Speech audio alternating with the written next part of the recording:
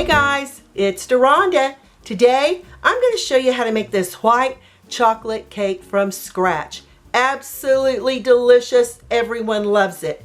For the cake part, the ingredients you're going to need is 3 cups of all-purpose flour, 1 cup of whole buttermilk, 2 cups of granulated sugar, 4 large eggs at room temperature, 1 cup of butter at room temperature, 1 teaspoon of baking powder, 1 teaspoon of baking soda, 1/2 teaspoon of salt, 1 tablespoon of pure vanilla extract, and 4 ounces of white baking chocolate. And I'm going to show you how to melt this here in a little bit with boiling water. For the frosting part, you're going to need 3 cups of powdered sugar, 16 ounces of white baking chocolate, 1 tablespoon of pure vanilla extract, a pinch of salt, about 1/8 of a teaspoon, and 1/2 cup of butter at room temperature. I'm going to first start by showing you how to melt your 4 ounces of white baking chocolate. Add 1 cup of boiling water over your chocolate. Give it a little stir until your chocolate has completely melted. That smells so yummy. You can use a whisk if you want. I just used a fork. Once your white chocolate has completely melted, and this took about 40 seconds to a minute, you can sit this off to the side. In a medium-sized bowl, add all your flour. Remember to set your oven to 350 degrees Fahrenheit. That was the beeper you just heard go off. That's the baking powder, baking soda, and the salt. Whisk these 4 ingredients until they're well blended. About 15-20 seconds. And then you can sit this off to the side. You want to set all of your frosting to your cake off to the side. Using a stand mixer to get our cake part together, I'm adding all the sugar along with our softened butter. You want your butter really super soft, and you see we need to soften it up a little bit more, and you can nuke this in the microwave on defrost 5 seconds at a time. Look what just 10 seconds in the microwave on defrost did. We're going to add it here to our sugar. I'm adding that 2nd stick of butter, and again I had to nuke this in the microwave on defrost to get this softness on it. Always add your sugar to the bottom of the bowl first. That way your butter won't stick and it'll blend very nicely in with your sugar. I'm using the paddle attachment on medium speed. We're going to incorporate the butter and sugar till it's nice, fluffy, and smooth. Also, be sure to scrape down the sides of your bowl as you go. This has been about a minute. I'm just gonna take a spatula, scrape down the side of the bowl. I find it really easy to put your eggs in a measuring cup and add them one at a time. And we're going to incorporate the egg with the butter sugar mixture for 30 seconds at a time. Each egg. After 30 seconds, as you can see, we're going to scrape down the side of the bowl again, and we're going to add our additional egg. And we're going to beat for an additional 30 seconds until you get all 4 eggs beaten well in with your butter sugar. Next, we're going to add our 3rd egg. And again, 30 seconds is the magic number. Be sure to scrape down the sides of your bowl. So important in baking anything when you're using butter, sugar, and an egg mixture. We're going to add our last egg. Yippee! Our last egg we've added, and we'll go ahead and incorporate this. 30 seconds. Now, that looks absolutely fantastic. Next, we're going to add the vanilla and all that white chocolate that we melted in that 1/2 cup of boiling water. Starting on low, we're going to incorporate this well into our butter sugar mixture. All right, and that looks great. Next, we're going to start adding the flour mixture 1/3 at a time, along with the 1/3 of the buttermilk. Starting on low, we're going to incorporate this until we can no longer see the flour.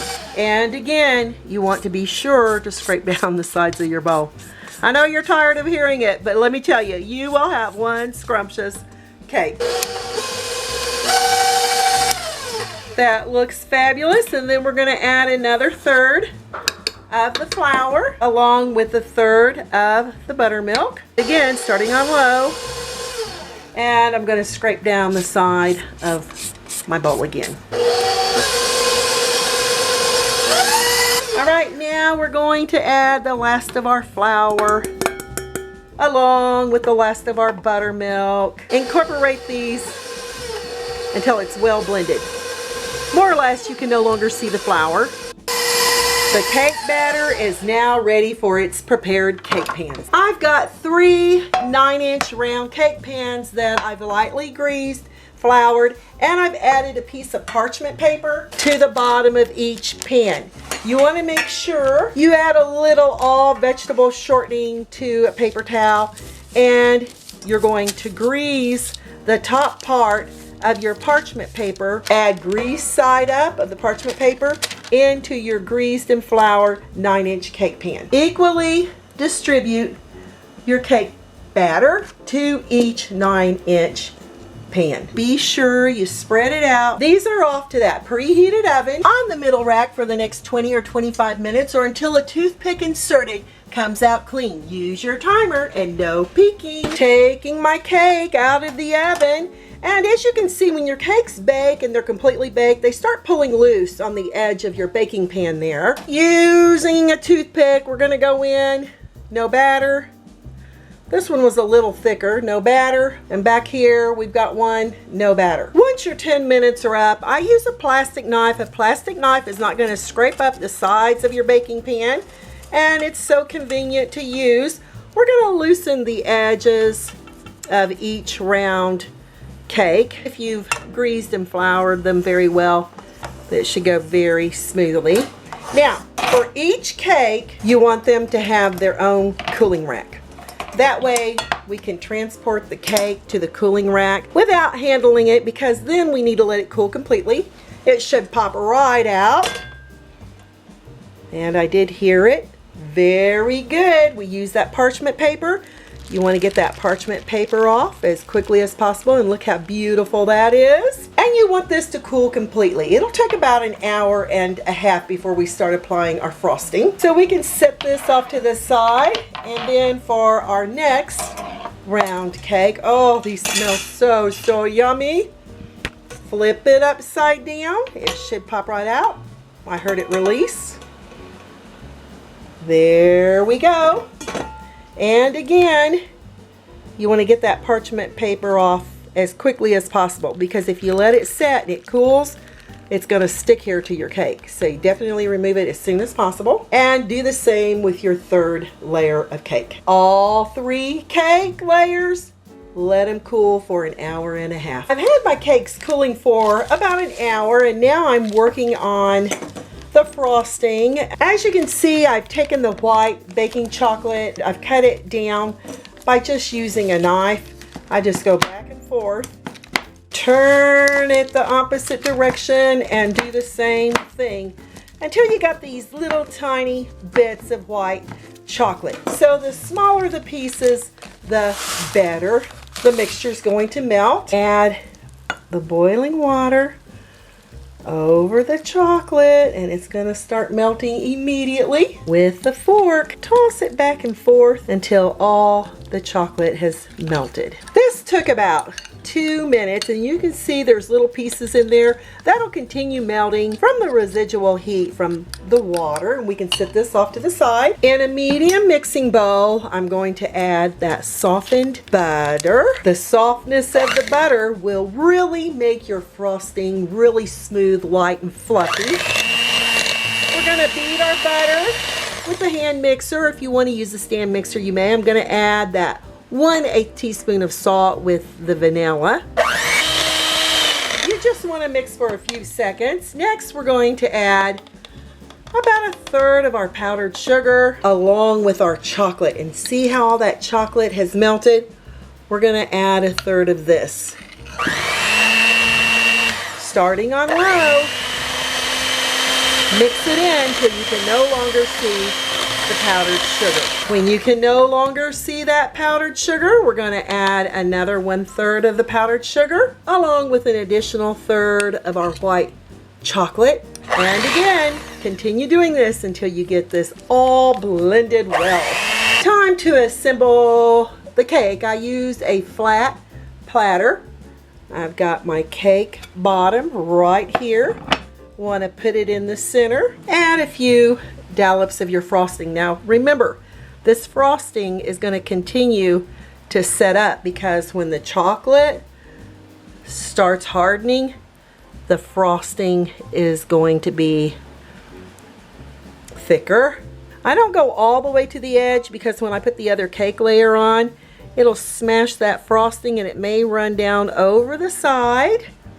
So for the second layer, I'm going to add it right to the top like this. And again, a few dollops of the frosting. Go all the way over to the edge, leaving about 1/4 of an inch. For the third layer, I'm going to add the top part of the cake, not the bottom part, but the top part here, so we'll have a lovely little dome when we finish frosting it. Before I start frosting my cake, I use parchment paper and I put it underneath the cake so I won't dirty up my platter that my cake is on. And I just place the parchment paper all the way around. You want them in little squares.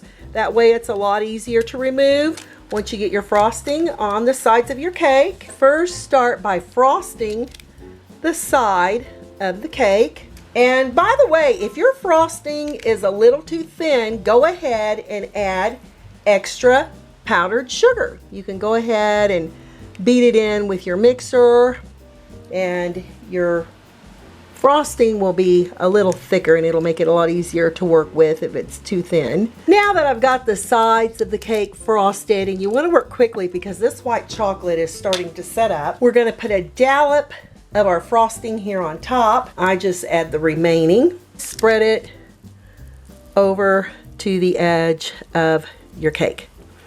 That is the proper way of frosting your cake. This is my natural raw coconut chips. Just add it for some texture and I think it just makes it look absolutely beautiful. You can use sweetened, unsweetened coconut flakes, coconut chips, or like I said, if you want to leave it off altogether, you may do that too. I'm going to put this in the refrigerator and let it chill up to 2 hours before I cut into it because you want your frosting completely hardened. I've had this cake chilling in the refrigerator for 2 hours. Using a knife, I'm going to remove our parchment paper here from the bottom of our plate. You see what a lovely clean plate you get, and I'll just clean that up. You see how pretty and lovely that keeps your plate. And you're just going to continue removing your pieces of parchment paper. Be careful when you pull it out because you could pull out the frosting with it if you don't hold the frosting up against the side of your cake while you remove your parchment paper. See what our white chocolate cake looks like on the inside.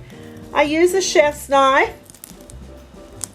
You can hear the crunching of that coconut there on the top. Frosting has really set up. You may even want to use a super warm knife to cut into it.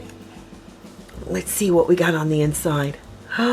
Wow, look how scrumptious that is. I'll put it over here on a serving plate. Looky here on the inside. That is one fabulous cake. Time to give this cake a try. Let's go right. Oh, that cake looks so moist. Wow. Definitely can taste the white chocolate in the cake. You can taste that white chocolate in that frosting. Very rich, moist, and you see how that just like springs right back. Very moist, loaded with white chocolate flavors. See how that frosting, it really firms up once you put it in the refrigerator. The moistness of the cake, I just can't get over. It's absolutely delicious. If you like white chocolate cake, you're definitely gonna love this recipe. I'm Deronda with Foods 101. Give me thumbs up, leave me a comment, hit that notification bell to be the first to get my new YouTube food videos. Thanks a million for watching. Stay safe, and I'll catch you lovely people later.